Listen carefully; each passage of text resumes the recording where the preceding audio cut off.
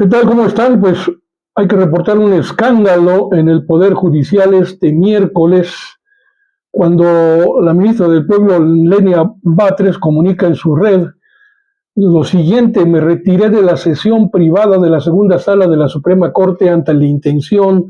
de sus integrantes de declararme impedida para conocer y votar el amparo de revisión o en revisión 492 diagonal 2023 sobre las facultades de la Unidad de Inteligencia Financiera para requerir información bancaria del señor Ricardo Salinas Pliego. Me retiré, dice la ministra, ante la abierta violación del reglamento interior de la Suprema Corte de Justicia de la Nación. Dijo que estaría ya circulando en breve un comunicado para explicar bien, a detalle, cuáles fueron las violaciones y las razones por las que consideró que se trató de un acto de sometimiento y complicidad, una acusación grave de integrantes del propio Poder Judicial, del máximo órgano jurisdiccional de nuestro país, a los intereses ilegítimos de los poderes fácticos. Pues bien, la ministra Lenia Batres Guadarrama abandonó esta sesión privada, con lo cual, acusando que había sido declarada impedida para conocer y votar este amparo de que les menciono. El amparo es de quien creen, de Ricardo Salinas Pliego, contra la Unidad de Inteligencia Financiera que comanda o dirige Pablo Gómez. Batres Guadarrama acusó anomalías dentro de la Corte a favor del empresario, es decir, jugándole a favor de los poderes fácticos, según lo dijo ella misma, y lo anterior sucedió luego de que una mayoría de 4 ministros determinó legal el impedimento solicitado por Salinas Pliego, por lo que la togada, es decir, la ministra, salió molesta del recinto. Además, no se presentó a la sesión pública que le seguía de la segunda sala, en la que los ministros Javier Lainez Potisek, Alberto Pérez Dayán, Yasmín Esquivel Moza y Jorge Mario Pardo Rebolledo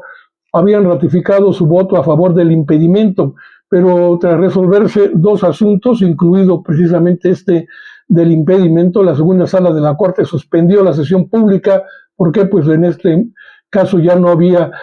quórum, falta de quórum en la sesión privada, y esta sala, según se narra,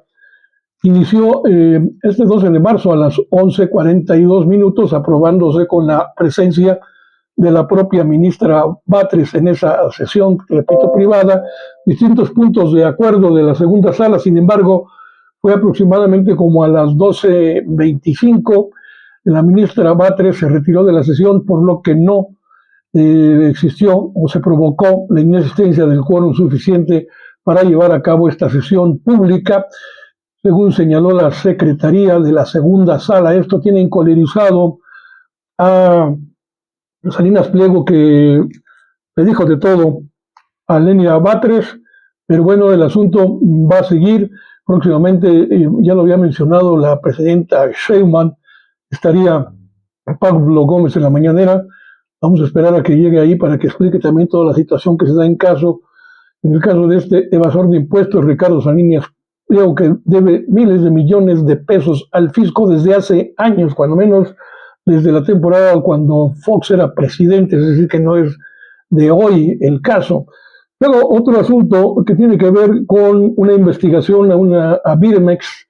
por posible corrupción en la compra de medicamentos. Otra vez los medicamentos. La presidenta informó que la Secretaría Anticorrupción y Buen Gobierno está ya investigando el proceso de licitación que hizo Birmex para la compra consolidada de medicamentos por algunas irregularidades denunciadas por laboratorios farmacéuticos. Dice la doctora Sheinbaum que está enterada perfectamente de este asunto, se lo informó la propia Secretaría Anticorrupción y lo va a explicar. ¿Quién? Eduardo Clark, la próxima semana, puesto que él hace el diario, el diseño y la compra, y hubo algunas claves que algunas empresas pues se quejaron, y muy oportunamente entró la Secretaría Anticorrupción a investigar el asunto. Se señala que se hará una investigación administrativa, porque el abasto de alimentos no puede verse afectado, no se verá afectado, dice la presidenta, toda vez que la revisión va a permitir garantizar el abasto y una compra, eso sí, dijo, justa, dice la presidenta, que no se le vaya a dar a un laboratorio que a lo mejor no ofertó el mejor precio o que por alguna razón no resultó adjudicada correctamente. Así las cosas en términos de los medicamentos. Y también el asunto de Teuxitlán, Jalisco, a pesar de que el día de ayer el fiscal Gers Manero dice que no quería atraer el caso la fiscalía hasta que no se investigara bien, pues ya la presidenta en la mañanera pues externó su postura en el sentido de que le pide a la fiscalía que sí, que atraiga el caso, porque pues es necesario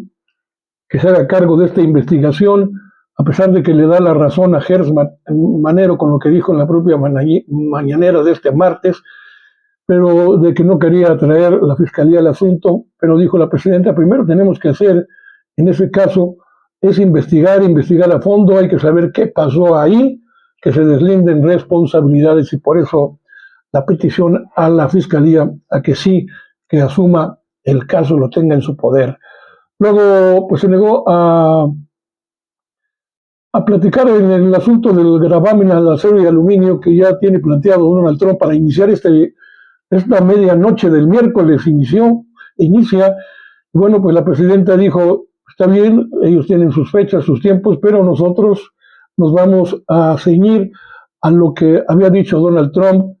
que pasaría esta pausa en materia de aranceles en general hasta el 2 de abril. El gobierno federal decidirá si se ponen o no en ese momento aranceles al aluminio y al acero de Estados Unidos, así es de que por aquello del término de reciprocidad,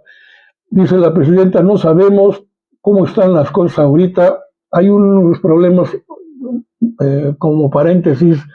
que tienen muy enfrentados a Estados Unidos y Canadá, con el trato con México ha sido mucho más terso, aunque difícil también,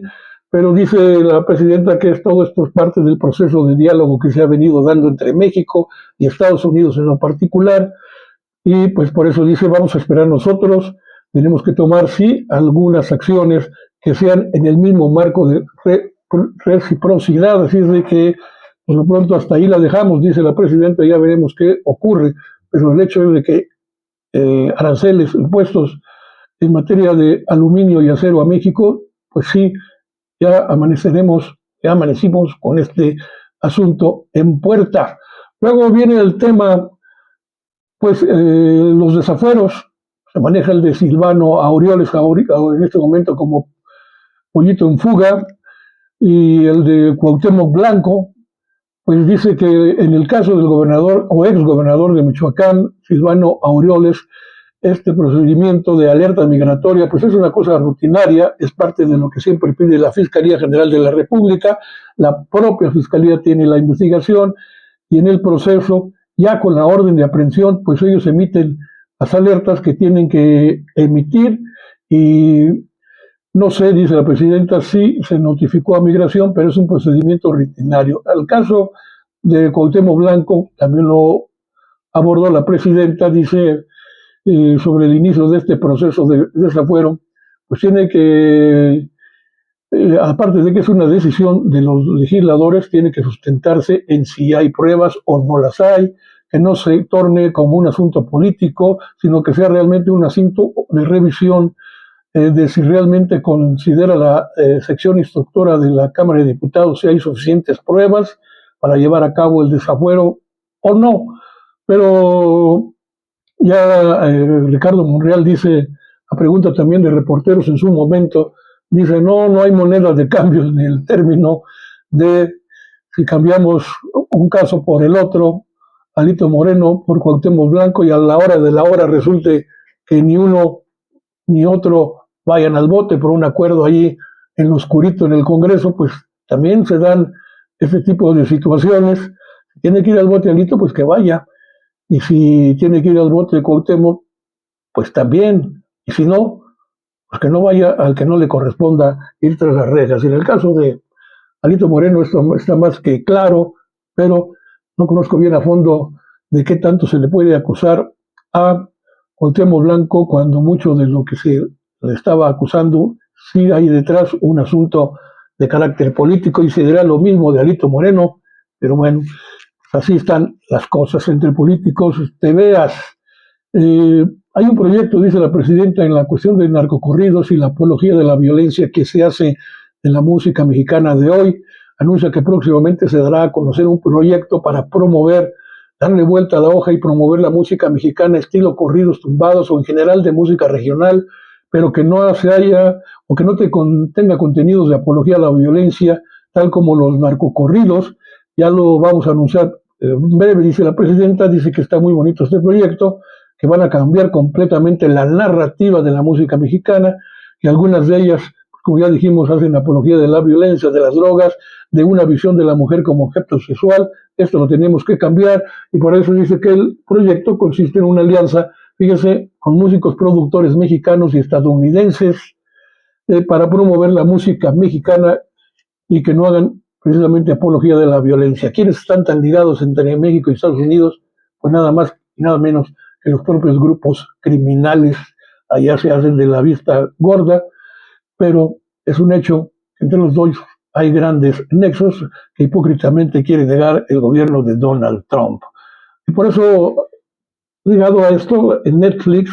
no sé si usted ya la vio, tendré que buscarla, la película Contraataque, que habla sobre el ejército mexicano. Le preguntaron a la presidenta si ya la vio. Dice, porque trata de la labor del ejército de México contra las organizaciones criminales en el país. Dice que no conoce la película, dice, habrá que verla. Ya me despertaron la curiosidad también a mí, y de todas maneras, pues el ejército mexicano tiene su gran historia, es único en el mundo, porque surgió de una revolución del pueblo, una revolución social, y esta es lo que hace la diferencia. Delfina Gómez en el Estado de México estuvo en Nezahualcóyotl, ya para terminar, para iniciar y encabezar el arranque de la estrategia Vive Saludable y Vive Feliz en el Estado de México. Fue acompañada por Zoé Robledo, titular del IMSS, y ahí Delfina Gómez informó que en nuestra entidad, en el Estado de México, aquí en Metepec, a un lado de Toluca, pues se van a desplegar 92 brigadas, 92 de salud, 7,841 primarias serán atendidas, y con esto 1,496,000 estudiantes serán beneficiados con servicios de salud visual, bucal, peso y talla, lo mismo que harán en todo el país la Secretaría de Salud y la propia Secretaría de Educación Pública, según el inicio de estas jornadas, donde participaron también Mario Delgado, secretario de Educación Pública, y el secretario de Salud, David Kershenovic, así como los gobernadores de estados y funcionarios del gabinete de la propia presidenta Claudia Sheinbaum. Luego se destaca otro asunto, el agua en México. Efraín Morales López, eres el director del Claudio Sheinbaum de la Conagua, dice que se tiene contemplados un presupuesto de 122,600 millones de pesos, que sería una inversión total en proyectos estratégicos de infraestructura hidráulica, y aquí en el Estado de México, en 10 municipios de la zona oriente que impactarán desde luego también a la Ciudad de México. Conagua contempla un proyecto hidráulico con una inversión de 2,526 millones de pesos para beneficiar a más de o alrededor de 6,400,000 habitantes de nuestro querido Estado de México. Con esto, pues me despido. Les doy las gracias por su atención. Pásenla muy bien. Ojalá me favorezca, ya sabe, con su poderoso like en este espacio, @Sociedades de Pensamiento, con un servidor, Carlos Monroy, en YouTube, en TikTok como @Monroy_HDR, y también en Facebook, y lo mismo en el espacio de mi compañero y amigo periodista Luis Pantoja en Comunicadores MX. A partir de la 1 de la tarde puede acompañarlo en este espacio interesante de entrevistas, reportajes, información, opinión y demás.